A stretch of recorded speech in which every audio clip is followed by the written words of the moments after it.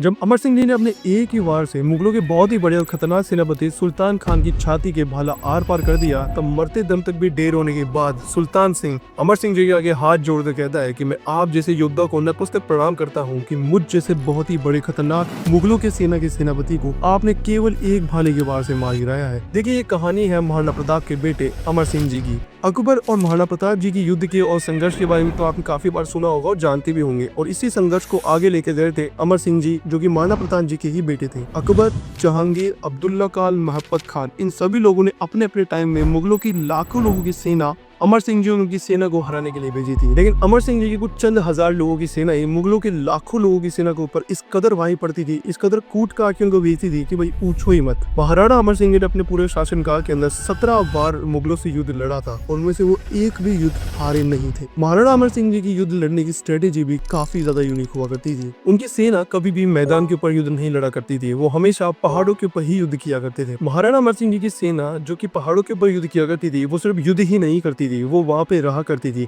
जिस कारण उनको पहाड़ों के रास्ते काफी ज्यादा फेमिलियर और याद हो चुके थे। एज कम्पेयर टू मुगल सेना, वो पहाड़ों के ऊपर इतनी फेमिलियर नहीं थी। और जब भी महाराणा अमर सिंह जी की सेना पहाड़ पर चढ़कर युद्ध किया करती थी, तो आसपास के गांव भी उनकी सेना की काफी ज्यादा मदद किया करते थे। आसपास के गांव वाले महाराणा अमर सिंह जी की सेना तक ऊपर पहाड़ों पर खाना, पानी, हथियार और बाकी सारे रिसोर्सेज पहुंचा दिया करते थे। इवन जो आसपास के गाँव थे, वो मुगलों की सेना पर भी कड़ी नजर रखा करते थे, जैसे की मुगलों की सेना कहाँ पर है, अभी किस तरह रास्ते से आ रही है, कितने लोग है, किस तरह के हथियार है। इस तरह की इंपॉर्टेंट यट सीक्रेट इंफॉर्मेशन भी महाराणा अमर सिंह जी की सेना को पहाड़ों पर ऊपर, गांव वाली नीचे पहुंचा दिया करते थे। और इन्हीं सारे टैक्टिक्स और स्ट्रेटेजी का यूज करने की वजह से महाराणा अमर सिंह जी की सेना को हराना नेक्स्ट टू इम्पॉसिबल हो चुका था। लेकिन फिर भी साल 1615 आते आते मुगलों के साथ महाराणा अमर सिंह जी ने एक पीस ट्रीटी को साइन कर लिया था, और उस पीस ट्रीटी की इन्फॉर्मेशन आपको कमेंट सेक्शन के अंदर, पिंड कमेंट के अंदर मिल जाएगी। अब जाते जाते लास्ट में एक लाइन जरूर सुनते जाएं।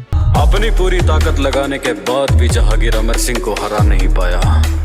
उसके बाद उसने मेवाड़ी सरदारों को लालच देकर अपनी ओर करने का प्रयास किया, मगर मेवाड़ के तो घोड़े भी वफादार होते।